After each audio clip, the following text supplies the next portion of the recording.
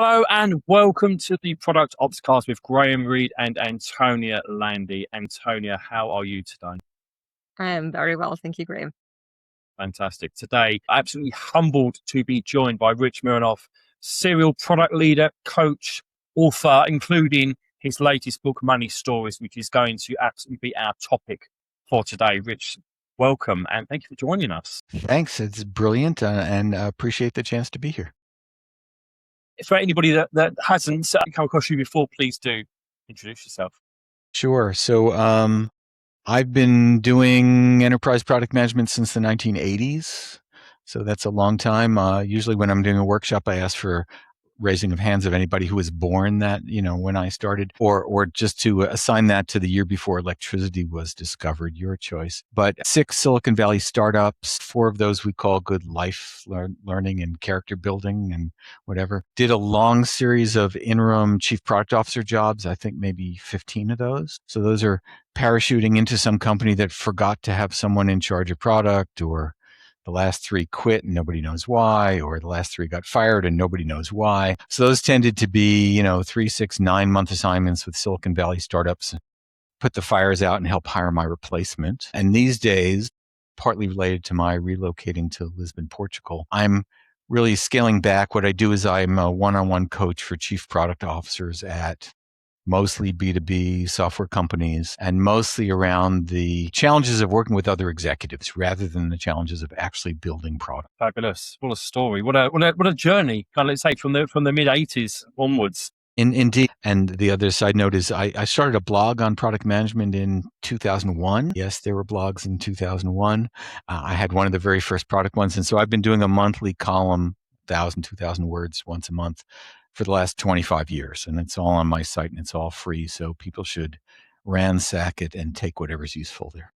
I have really been looking forward to for a few weeks now, since we met in London, where you were talking about your new book, Money Stories. But very interestingly, we recently had Simonetta Bottega on our podcast, and you and Money Stories were heavily referenced as part of that show as well. So really loved hearing your talk when you were in London. Got the book, read it all on the train home. Really, it's a very quick read. Well, and interestingly, that's my first piece today. It is a very short book. It is a very book that is very to the point, and it's perfect for this topic. And I'd just love to kind of get your reaction, your insights on. Sure. I could have written something much bigger and it never would have shipped. But what I find is that, particularly in my CPO coaching, this is something that comes up over and over and over again. And I was really tired of doing the talk and having the lecture and saying it again, and actually coming back from the product management festival that Simonetta and I were at last November. On the plane, I determined to put my head down and put it in a book, short and sweet.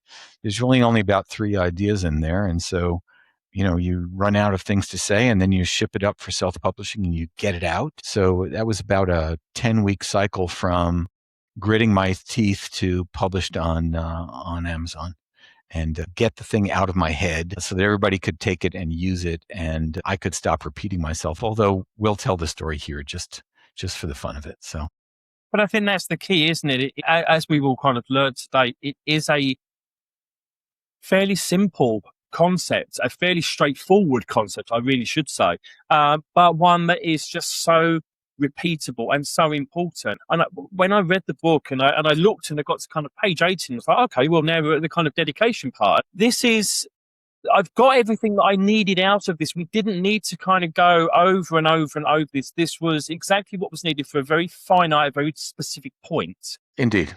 And I love that. And I think for anybody that is writing books, I think that's a real lesson, is that you don't have to cover the entirety of your topic.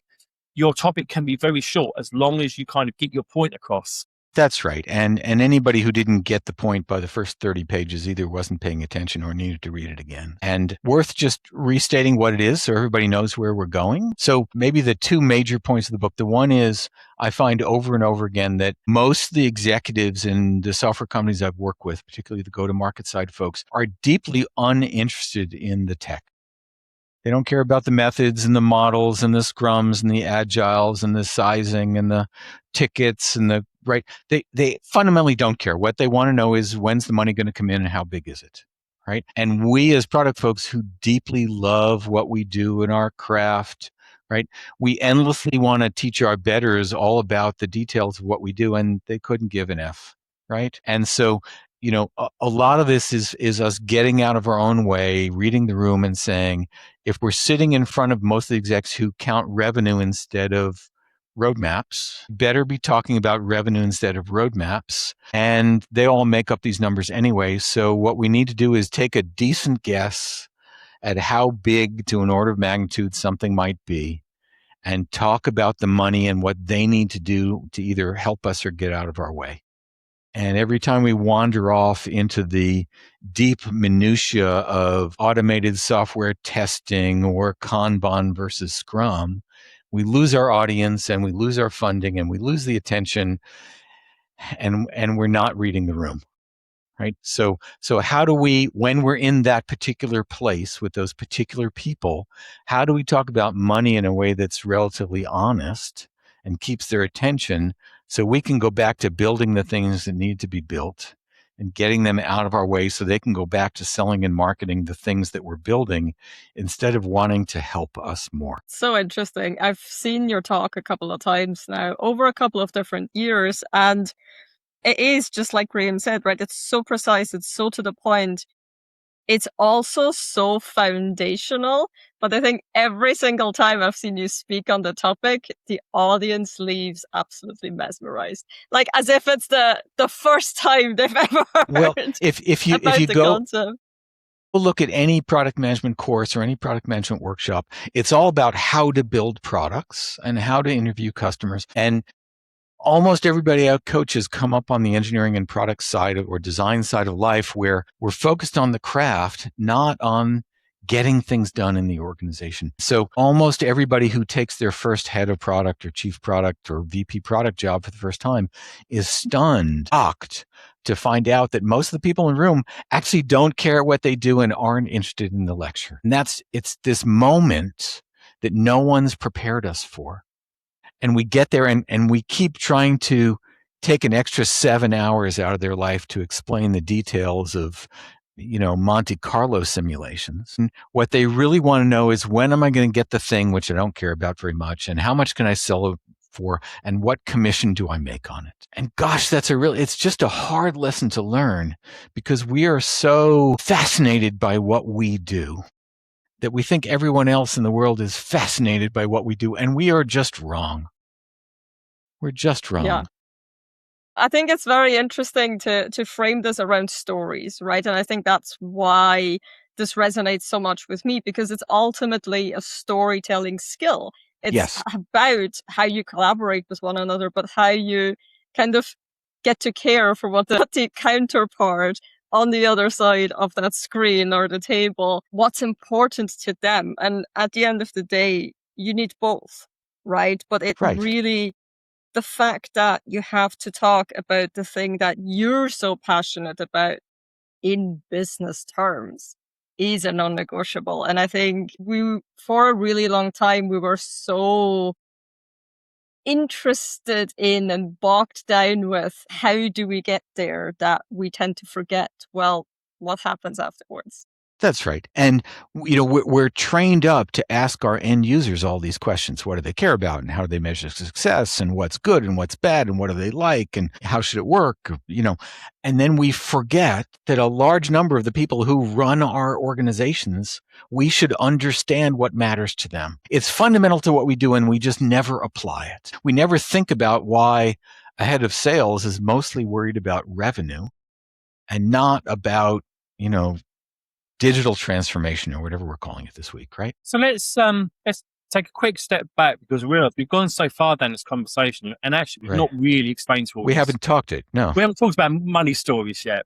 Right. So tell us about money stories. What sure. are money stories? And they're really very, very simple. So they're not user stories. So we're not going to talk about the tech at all. And they're targeted at the go-to-market execs in our company who are pretty distracted and maybe ADD, and very few of them have PhDs in physics and math. So they have to be really simple and on point about how something we're going to do makes money, right? Revenue. So I think the first examples in the book, we call them upsell stories, right? So let's just imagine we have some software. It's in a tiered pricing structure, good, better, best, bronze, silver, gold, whatever we call it, right? And we have this theory on the product side that if we can add this really, really cool feature to the silver level of our product, that we'll get a lot of the folks in the bronze level of the product to give us extra money so they can get up to the silver level of the product and use this really cool feature, right? That's the essential upsell story that we as product folks tell every single day of the year, right? But it doesn't qualify as a money story because we haven't put a currency symbol in it. And I'll tell everybody that any sentence that doesn't have a currency symbol, none of our go-to-market execs can hear, right? Their filters tune it right out. If there's no money involved, they're not listening. So we have to say something more quantitative like that. We have to say, well, we have 40,000 bronze users, right? And they pay us £100 a month or a year. And if they went up to silver, they would pay us £200 a month or a year, right? And so the gap, so there's a delta. And we are going to take this wild guess that says of our 40,000 bronze users, 5 or 6 or 7% of them are going to be so excited about this feature that they're going to trade up and give us more money, right? And then we're going to multiply, because the other rule of money stories is no more than 3 numbers, and the only operators multiply. 30,000 bronze users, £100 a year. So that takes us to 4 million. And then 5% of that is, what are we at? 80,000, 100,000. I'm not doing the math in my head here, right? But we can derive from that something that says, look, we're going to guess that if you let us put this new feature into the silver version of the product and market it well, we think we might get 100 to 200 to 300,000 pounds a year of upsell revenue. Notice I didn't actually tell you what the feature was. And no one in the room cares except me. Right? Now we've done all this research and we've interviewed all these people and we've done these designs and our UX design folks are all over it, right? But in this room, nobody cares, right? What we got to was, we think we can build a feature with some upsell, and we think there's 100 to 300 to 1,000 pounds a year of upsell value.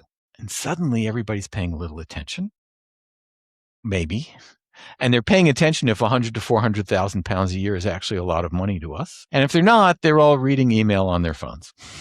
Right? So this is a way to move from, I'm really excited about a bunch of big tech and it uses AI and whatever, right? And people are asking for it and there's tickets, to, is 100 to 400,000 pounds a year important to the organization? If it is, we want permission to build this thing.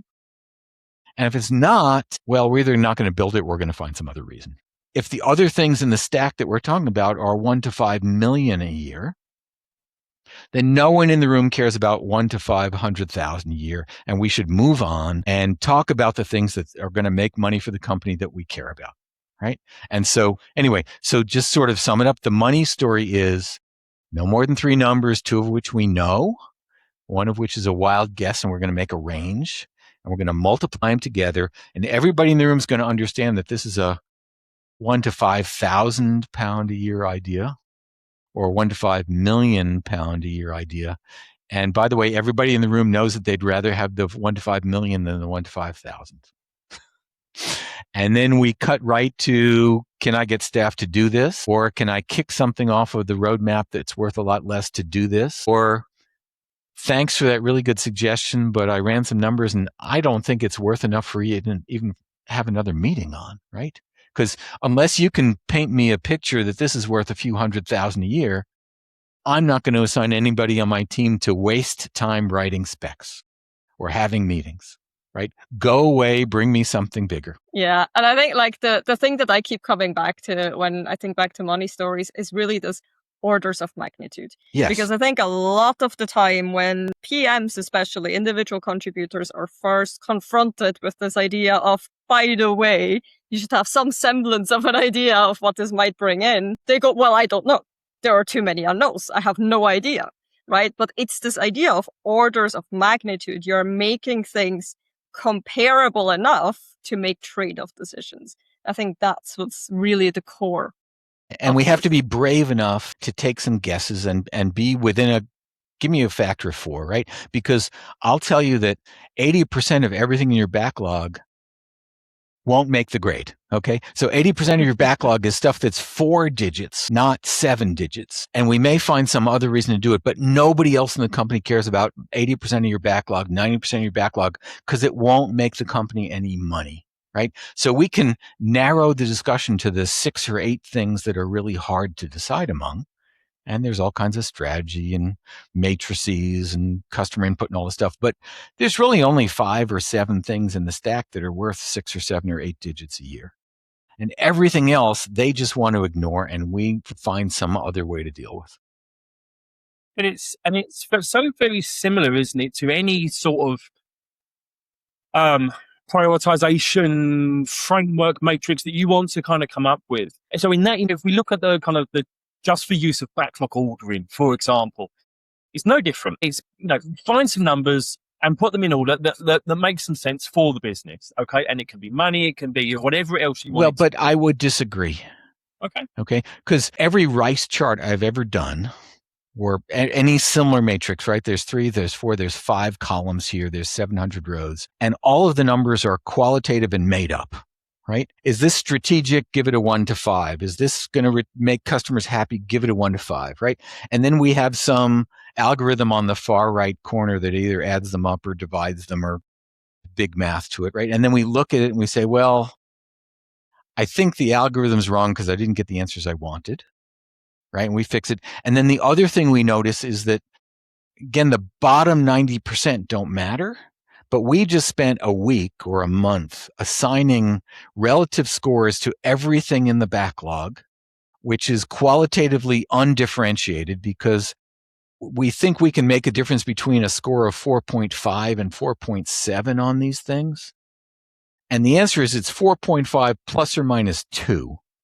Right? It's not 4.5 plus or minus 0.2, right? We've made up all the numbers, right? And therefore the exercise, first of all, doesn't help us very much. And then it doesn't help us convince any executive that anything in the spreadsheet is any better than anything else in the spreadsheet because they look at the numbers and they say, I didn't get the answer I wanted.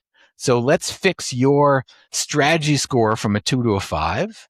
And let's fix your revenue score from a 2 to a 5. And because we haven't quantified revenue to an order of magnitude, everybody in the room is thinking that it's a lot of money. And some of them think a lot of money is 10,000 euros a year. And some of them think a lot of money is 100,000 euros a year. And everybody on the sales side thinks a lot of money is 1 million euros a year. And we're mostly wasting our energy. So we might as well start with something that is quick and easy to sort, because then we can take the bottom 90% of the backlog and make some other strategic or tech debt or architecture choices that the business doesn't care about. And it's universal, because money is what people are prepared to pay for your product, your service, whatever it is. So that is something that it doesn't need a translation. It is right, mostly. It is a fixed, sum. Yes. And that is not something that can really then be massaged or interpreted at different parts of business. Yeah, there's always somebody on the go-to-market side who will argue the numbers because they want it twice as big. And they argue the numbers not because they think the numbers are wrong, but because they're trying to move something up in the priority list so they get the thing they need. So on the engineering product design side, we're trying to do this as a rational mathematical exercise with truth in it. On the go-to-market side, it's really about jockeying positioning so that I can get the things that I know my department needs or my account needs or my region needs. And if I have to promise 3 times as much revenue to move it up in the stack, I will in a moment. So this idea that there's some purity and honesty here, I think is belied by everything I've ever learned about organizational politics and reward systems and how sales teams make commissions. So this idea that we have to be precise, which has come up through everything we've ever learned in our history, is fundamentally not useful in the question of what are we going to fund next quarter? Right? Everybody else in the big executive room is making shit up, forgive my French, and they're doing it in competition with each other so that they can each get the thing that they need. And we're sitting there with our slide rules trying to be honest and like ask Claude for 7-digit, forecasts. And we're simply playing the wrong game if we think this is about accuracy. It just doesn't work. And fundamentally, I suppose the question is does the accuracy matter? Because ultimately it doesn't. No. The fact is that even these numbers that you're coming up with, that product manager is coming up with, the point of it is not to say, well, this is now what we're going to now go and base the entire future on the business of this number. It is another thing to convince the right investment to happen. Right. I think of it as a negotiating problem. So when I, as the head of product, say, I don't think I'm going to build that thing that you want me to build, because I can't run the numbers suggesting that it's a good return for the business. I think it's a bad business decision because I'm only coming up with a few $100,000 a year, and the other things in the roadmap are worth a few million a year. And I'm not going there, and neither are you, because we all know how this works. It's a chance for the other folks across the table to say, well, Rich, you've understated this by quite a bit, and let me explain why. And we're willing to assign commission against the number that we believe. Okay, now I'm with you. Okay. If somebody's going to get fired for not delivering the sales and marketing against that number, we're talking about realities, right? As opposed to, well, I had a dream this morning and I held the envelope up to my head and I believe it's $100 million idea, right? I get to go to my peers and my product managers get to go to their peers and say, I know I'm wrong, but I don't know if I'm too high or too low. So marketing, what do you think about this upgrade path? Or what do you think about this new product in this new market? And sales, what are you willing to sign up for to launch this new thing that we need? Because you're yelling about wanting it, but that's not good enough. We really need to talk about the numbers. Do you think, head of sales, that your folks can deliver 2 to 10 million against this? If they promise they will and we put it in the plan, I'm willing to build it. If not, sorry guys, right? That's how the big kids play. Yeah, it's very interesting. I feel like in this past, I don't know, let's say 4 or 5 years, the financial acumen has been pushed down to individual contributors, individual product managers, more and more. And I was wondering how you feel about that development. So one, I don't think it's new. Right? We were doing this in the 80s. We were doing this in the 90s. Nobody on the product side ever likes this, right? And we always find a reason why we shouldn't do it. I think as tech got worth a lot more money, right? When we started having unicorns, when we started having 10 billion, 100 billion, trillion-dollar companies, the financial pressure gets so intense because once we start reporting earnings, if the earnings aren't good, a lot of people lose their jobs.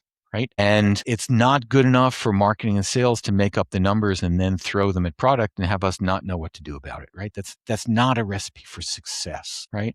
So, I don't believe you can prioritize a backlog unless you're also talking about money, right? Now, there are some organizations that build things where the outcome isn't money. You might be doing a social services thing, right?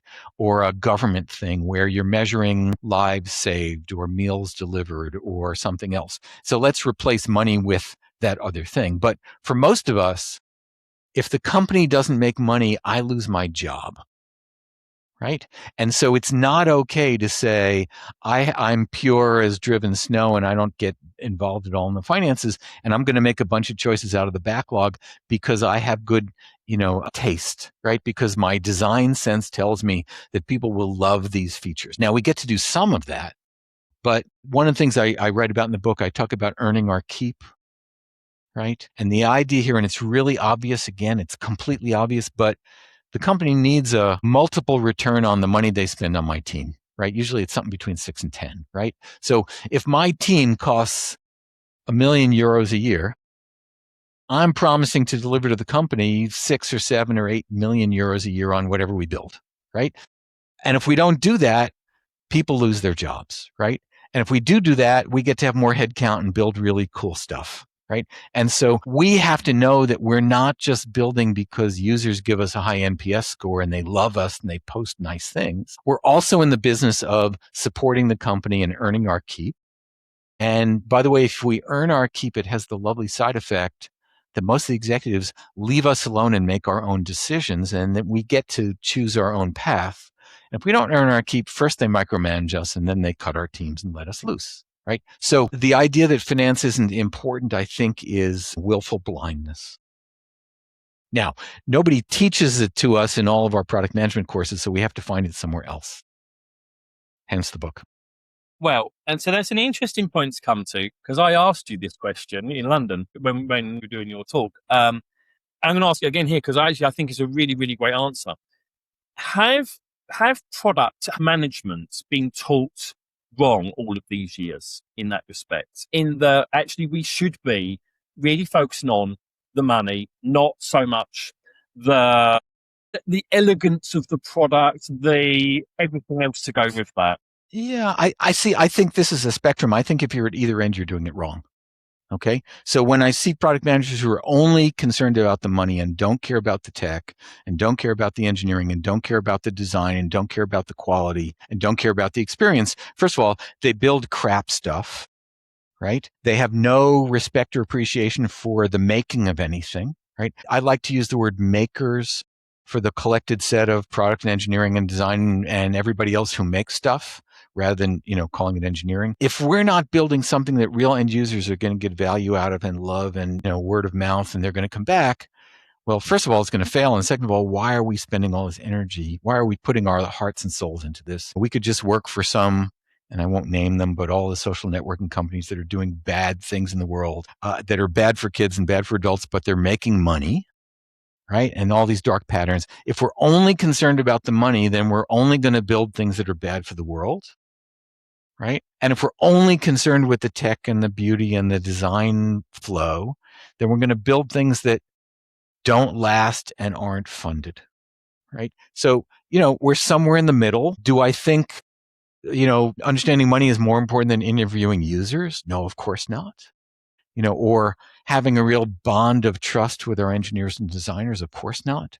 But we have to be good enough at this that we don't get canceled, right? Or in the UK, we would say made redundant, right? This is really, really, really important so that we can build great things for the world, so that we can have the autonomy we need, so that we can sell the good ideas to the execs, so we can do the good work that's necessary. If we don't have the skills to talk about it in money terms, somebody who knows less about it and cares less about it gets to make the decisions, and we get to complain about it. I love that. I think one of the big things that I encounter time and again is people who are prone to being a little allergic, right, to discourse around money, saying, well, I can't do that. My big project is to deliver a new design system, and that's not going to make us any money.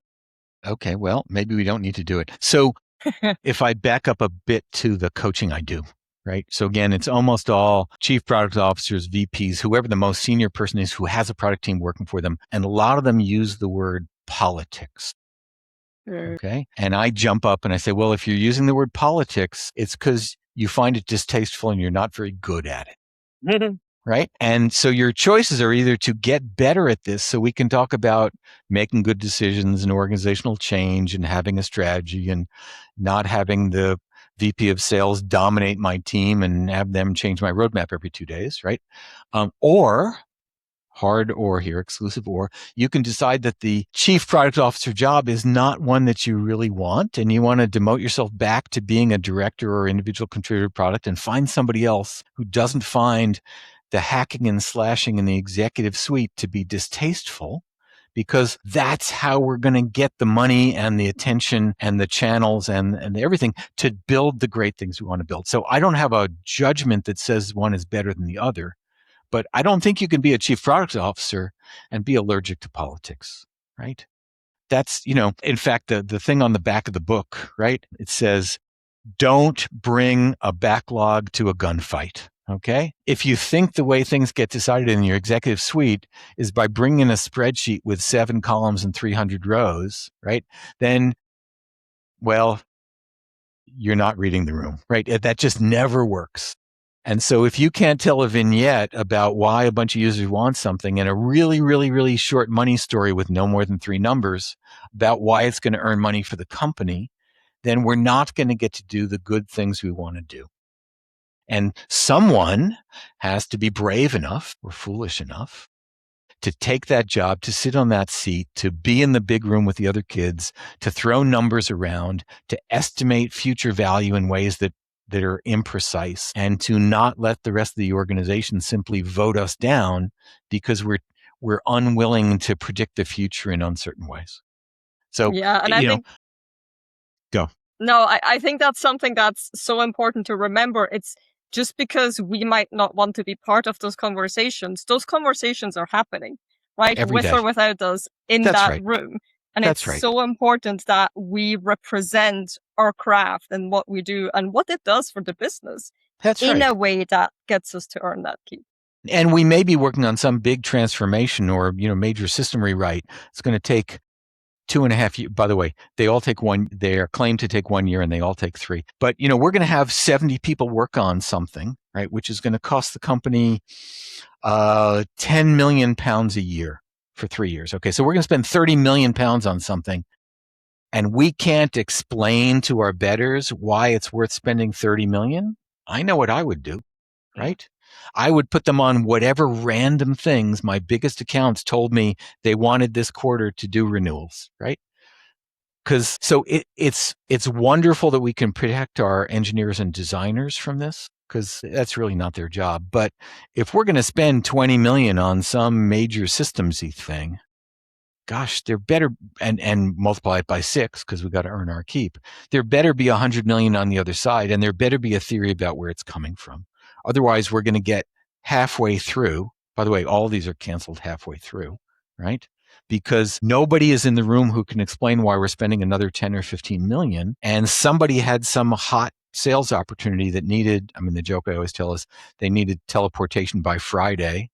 And so somebody in sales wrote it in the contract, and now all we have to do is deliver it, because how hard could it be? It's probably only 10 lines of code. If we're not in the room when that happens and we don't have a reason why this is going to earn its keep, then it gets canceled halfway through, and all of our engineers and designers throw their work up in the air, and that's not what we want. There's a theme on everything that has been said so far by both of you and Rich previously as well, which I hope so. Well, of course there is. There's various things, but there's an important one, which is about reading the room, is about the realities of business, the realities of tech, the realities of the world. And I think sometimes the tech folks want to believe that the world operates in roadmaps, backlogs, technical elegance, and the way that we want to build technology. And the realities are, it's a business. Yes. I lose count the number of times where I've had to say this. I think I've said it on the podcast that, we all work for a business. We have to make sure that business is successful, as you said earlier. And so we have to talk in that language. We have to work to what the business needs. If the CEO comes down and says, I really want our entire product to suddenly be purple, and that's what the business is going to double down on, then that's what we almost have to jump to. Maybe, but I think we get to ask a better question there, right? And the question we want to ask is, okay, I will do this because I work for you, but let's walk through why you think making it purple is going to make more money and let you retire to Fiji or Bali a year earlier, right? Don't disagree with that at all. Right. But ultimately, that's sure. an example. That's right. The realities are the business is working in that way, and we can try and ask those questions, etc., and try to change the hearts and minds. But yes, we have to still work in their terms, because they are the people that are running the wider part of the business in most cases. In most cases, and yes, sometimes there's people in the executive suite who really came out of the engineering side or who love this stuff. We've met them, right? But they don't always make the most money. That's okay. But absolutely, reading the room is really important. When I sit down with my architects, my software architects, I have to understand what they care about. And they do care a little bit about ongoing employment and making users happy, but we talk much more about architecture, right? And when I sit down with my marketing team, they care about the money and they care about the architecture a little bit each, but they really care about messaging and top line and what's on the white paper and what do we say and who's the target audience and how do we segment. And so when I'm sitting with marketing, I have to talk about the things that marketing cares about, right? Not the things I care about and wanted marketing to love. right? And again, it seems obvious, but we as product folks, we're endlessly arguing about which is the best product operating model, right? And my coaching to my CPOs is never use the phrase product operating model when you're with the revenue side of the company. Because first of all, they don't care. And second of all, when they hear it, what they hear is we're going to get to make all the decisions and you guys are going to take whatever we choose to build. And we're going to ignore you and your input in the revenue. And we're going to build good tech that you don't want. Right. And there's all these like shiny books, I won't name them, but you know which ones they are, that paint this beautiful picture of this perfect organization that's running a flawless operating model. I've never actually seen that company in my 40 years and 225 consulting clients. I'm sure it's out there, but what it leaves us with is this deep sense of unworthiness, right? So this is the imposter syndrome source that says, well, I read this article, this book, this white paper that told me this other company that I respect is doing this thing in a perfect way. I guess I'm not that good because the executives in my company couldn't care, right? And that whole model is one that I think leads us in the wrong direction of this academic perfection. And do you think that's sorry, Graham, do you think that's a product disease? Because I feel like, unlike many other people involved in the creation of digital products, product managers, leaders, wherever on that scale you are, we are relentless, and we have been for decades plus, to go, no, this is the way, this is what good product looks like. You need to now go and understand this so that we might work together. So I don't think it's exclusively a product disease, right? Everybody with an expertise wants the rest of the world to appreciate what they do.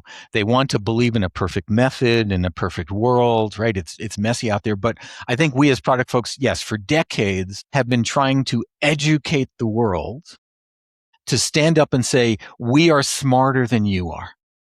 Right? The thing I do in the workshops a lot of, for those who ever watched Big Bang Theory, the guy is Dr. Sheldon Cooper, right? The physicist. And it's long gone, but in every episode, he is the smartest person in the room.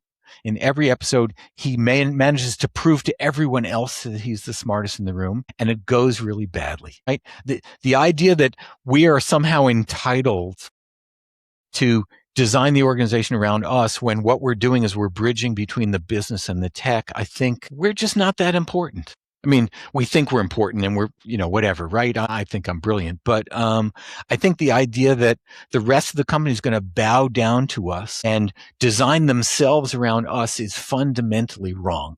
So if we turn that around and say, how do we understand the larger organization?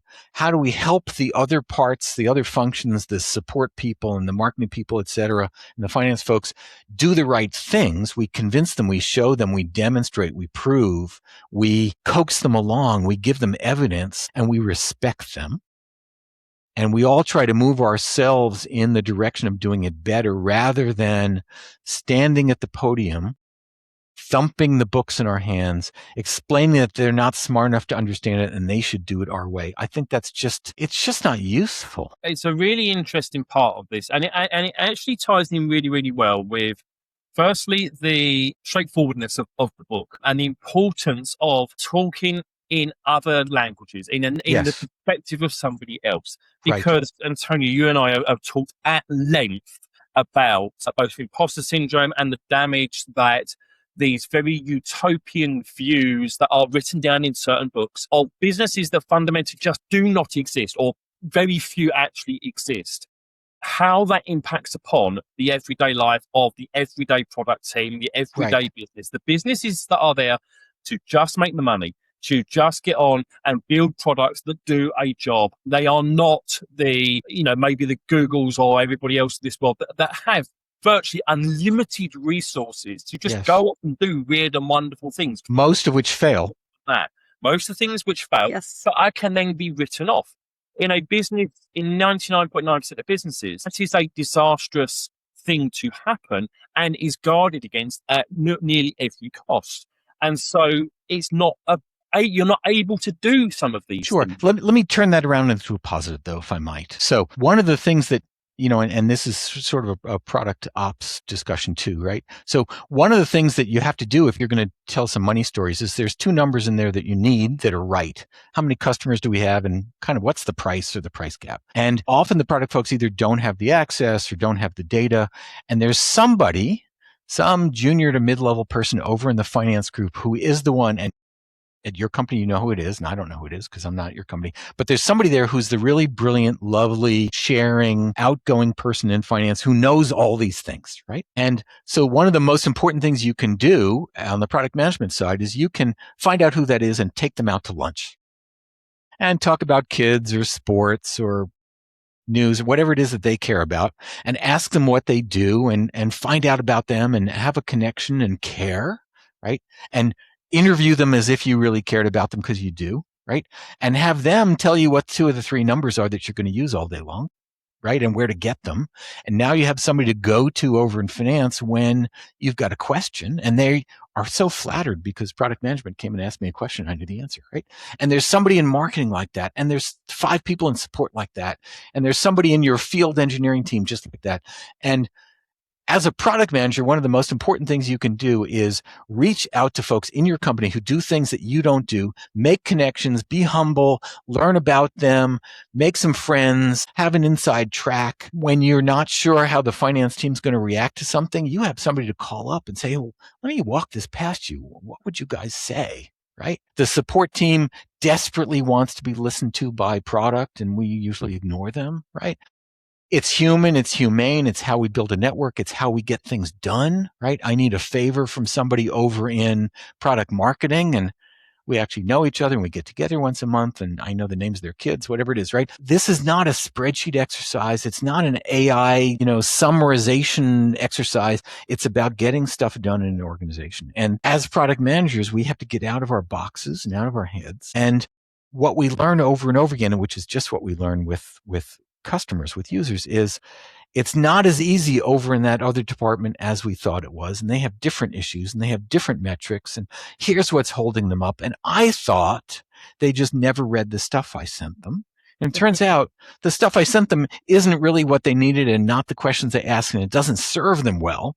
And I've been writing all this crap that they don't want, when if I just sat down at lunch with a few of them and asked them how it went, gosh, I could do less work and they could be more successful, right? That whole idea that we're paying it forward, that the organization's an organism, that we care about the people, that we do good things, right? All of that's really central to being a successful product manager, because nothing we do happens just from us by ourselves. It's all through the organization. What do my engineers care about? What do they love? Have I taken them out to lunch? Did I get them t-shirts for the last launch we did? Now they're really excited to wear them, right? Product management isn't just about writing specs. It's about getting stuff done through the organization and through the people. And so I always want my folks to be the best connected, most informed, socially adaptable folks who understand why things work. And by the way, it makes everybody happier and we get more done. Absolutely. I love that you point this out. And for me, this is really coming back to the essence of product management, right? Because it was never about the specs. It was never about the PRDs. But I think one point you so astutely made, you need the data, right? Like if you have 3 numbers, you need to know 2 of them. Like this is a non-negotiable. And this is the most basic thing. And time and again, different departments come to different conclusions, right, because they're looking at different numbers. And there's probably, there should be some, maybe if there's a big enough product management team, that we can have somebody who's centrally responsible for the numbers, right? And have somebody whose job it is to make sure that the rest of us in product management are working off sort of similar numbers and that they agree with what marketing and finance are going to look at, right? We don't need to be in that room where everybody brings a different market view because they wrote different numbers because they all wrote their own SQL statements and they're all wrong, right? I don't care, but let's get on the common page, right? And so do I do it? Does finance do it? Does product marketing do it? Do we have a specialized, data ops team and product to do it? Depends, right? But let's get out of the mine is bigger than yours school of data analytics and let's get on with doing the work. So outside of, just to kind of finish off a little bit and bring it a little bit back to home. More of our more regular listeners, I suppose, in terms of ops operators. Why is money stories and this whole conversation important to them? We absolutely know it's important for product leaders. We know it's important for product managers. Where do our product ops audience sit with this? So let's back up to the question that we're going to get from our CEO every week. And the CEO is not going to ask the question of what percentage done are we on some tickets, right? Or how many story points, or which testing method. The CEO is going to call down and say, last quarter, we all agreed that if we got product X shipped, it was going to bring money in. How are we doing on that? We were going to upsell a bunch of folks from bronze to silver, or we were going to cross-sell people from product A to product B, or you guys justified this whole platform because we could reduce all the work on adding new SKUs to our system, right? Or whatever the story was that we told about the reason we were doing it, it came in units of dollars or licenses or users or somethings, right? And in general, the product folks are pretty bad at either finding consistent. And so we spin up all these metrics that are not the ones we're being asked for. And we love them, okay? But having some general repeatable process where every week when the CEO wants to know how our products are doing, we talk about it in units of licenses and money and renewals and churn. And I mean, there's a bunch of businessy things here, right? And every product manager should know what their churn is every week or year, depending on what the renewal cycle is, right? And every product manager should know how many licenses or seats or API calls or whatever it is we're charging for, right? And everybody should know what the unit prices are and how much we're discounting, right? And there's no excuse for getting called in a meeting and somebody says, how much money did your product earn last year, and not knowing. Yeah. So if we think of that as an ops kind of thing, because everybody shouldn't do all this work for themselves or we end up with too many different wrong answers. So what metrics are we tracking? Did we write them down? Do we have a way to actually run the reports? Is the data good? Are the data good? Consistent, right? Are we measuring the right things? So that's something that really deserves to be managed, centralized, and treated seriously. And there's a lot of other mechanization here too. If we think about the problem of interviewing users, right? There's a lot of shared infrastructure here. Do we have lists of all the folks who were licensed or who've opened tickets or who've offered to be interviewed? Do we have a calendaring system? Do we record them and transcribe them, right? There's a lot of shared mechanics in road mapping, shared mechanics in discovery, shared mechanics in forecasting, right? And if we're big enough and lucky enough to have an ops team or a product ops team, we should put in that team the things that they're going to be really good at that my individual product managers don't need to invent each of them themselves and do it wrong and different, right? And so when we're telling the money stories, which by the way, go on the roadmap internally, they don't go in the external roadmap, somebody should probably be the central repository for the money stories we're telling, so that every time somebody in product management switches jobs or leaves the company or gets a new assignment, we don't lose them, right? And every time somebody from the C-suite calls down and says, well, we forgot, but didn't you promise us 150 million on this product? And somebody can look it up and say, actually, no, that was 1.5 million. It would be really nice to have somebody besides the individual product managers tracking what we've said about what the future holds. Absolutely. I couldn't agree more. And I think the thing to remember here is that our fellow departments have this stuff. Folks in sales have this stuff. They have it, but it isn't always right, and it's usually not consistent. Absolutely. But I think they are still better equipped to have that conversation than we are. That's right. I think that's exactly where something like product ops can come in and at least level the playing field. That we're all reading from the same book, let's say. That's exactly right. And we can argue about what worked and didn't work, but we shouldn't be arguing about the numbers behind it. Right. I mean, either we got 5% churn, 20% churn, or 80% churn. We're going to have different thoughts about the world. Now, I do find that it's really almost impossible to tie any one specific feature to any big business outcome, right? They're too small and it's too diffuse. And in the enterprise space, it takes too long to even close a sale. We should try, right? We should have the numbers for users and for features and for adoption, so that somebody else doesn't make them up and tell them we're failures. We are out of time for today. But one of the things I just really wanted to finish on is this absolutely mirrors when we spoke to Simonetta just recently. Of course. She's brilliant. This is just now a non-negotiable skill that the product teams have to have. It's not a deficiency. It is a deficiency. It's not something that's saying you are failing because you don't have this, but this is the opportunity now to say you really need to kind of look at the numbers. You need to look at the money when you haven't before, and get literate at this way of and thinking. be empowered to drive more of your own decisions because you're speaking the language of the people who actually make the decisions. Absolutely. Yeah, there you go. That's what a way to end. Rich, thank you so much. When we do the editing for this, your face comes up for most of it. What most people won't have seen is I've been smiling all the way through this. I have absolutely loved hearing from you and your stories, everything you've said today. Thank you, everybody, for joining us today. Please do connect with any of us on LinkedIn, and Antonia and I look forward to welcoming you on the next episode of the Product Opscast. Thank you, everybody. Take care.